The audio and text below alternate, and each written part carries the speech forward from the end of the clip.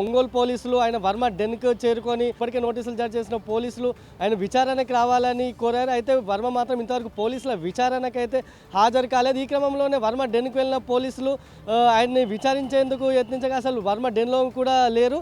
అయితే ఆయన లాయర్ మాత్రం పోలీసుల నోటీసులకు స్పందించారు. ఆ నోటీసులో స్పష్టంగా ఏది చెప్పలేదంటూ కూడా ఆయన లాయర్ చెప్పారు. మరోవైపు అటు వర్మ కూడా పోలీసుల నోటీసులపై ప్రత్యేక వీడియో విడుదల చేశారు.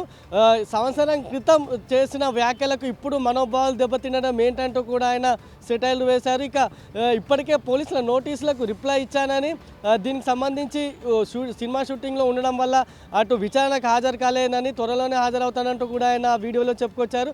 అయితే సోషల్ మీడియాలో ప్రచారం జరుగుతున్నట్టుగా తను ఎక్కడ దాక్కోలేదని, తను ఒక సినిమా షూటింగ్లో బిజీ ఉండడం వల్లే అటు పోలీసుల నోటీసులకు సరిగా స్పందించడం లేదంటూ కూడా ఆయన చెప్పుకొచ్చారు. ఇక మరోవైపు చూసుకుంటే వర్మ ఈ కేసులకు సంబంధించి అటు హైకోర్టును కూడా ఆశ్రయించారు. అటు విశాఖ, ఇటు ఒంగోలు, గుంటూరు ఈ 3 ప్రాంతాల్లో తనపై నమోదైన కేసుల్లో ముందస్తు బెయిల్ ఇవ్వాలంటూ అటు హైకోర్టును వర్మ ఆశ్రయించారు. ఇక నిన్న ఈ బెయిల్ పిటిషన్పై విచారణ జరిగింది. అయితే కోర్టు ఆ విచారణ ఇవాళకి వాయిదా వేసింది.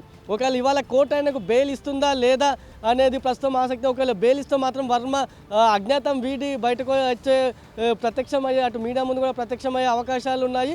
ఒకవేళ బెయిల్ ఇవ్వకపోతే మాత్రం వర్మ ఇంక కొన్నాళ్ళు అటు అజ్ఞాతంలోనే ఉండే అవకాశాలు ఉన్నట్లు కూడా తెలుస్తుంది. ఇక మరోవైపు అటు వ్యూహం సినిమా ప్రమోషన్లో భాగంగా అటు సీఎం చంద్రబాబు, మంత్రి నారా లోకేష్, పవన్ కళ్యాణ్లపై వర్మ అనుచిత వ్యాఖ్యలు చేశారంటూ టీడీపీ నేత ఇచ్చిన ఫిర్యాదు మేరకు అటు ఒంగోలు పోలీసులు కేసు నమోదు చేసుకుని దర్యాప్తు చేపట్టి ఇప్పటికే 2 సార్లు వర్మకు నోటీసులు జారీ చేశారు. మొదటిసారి నోటీసులు జారీ చేసినప్పుడు తనకు 4 రోజుల సమయం కావాలంటూ కూడా వర్మ చెప్పాడు. దాంతో మరోసారి కూడా పోలీసులు నోటీసులు జారీ చేశారు. అయితే రెండోసారి కూడా వర్మ విచారణకు హాజరు కాలేదు. దాంతో పోలీసులు వర్మ డెన్కు వెళ్ళి అటు ఆయనను విచారించేందుకు ఇచ్చిన వర్మ అక్కడ లేరు.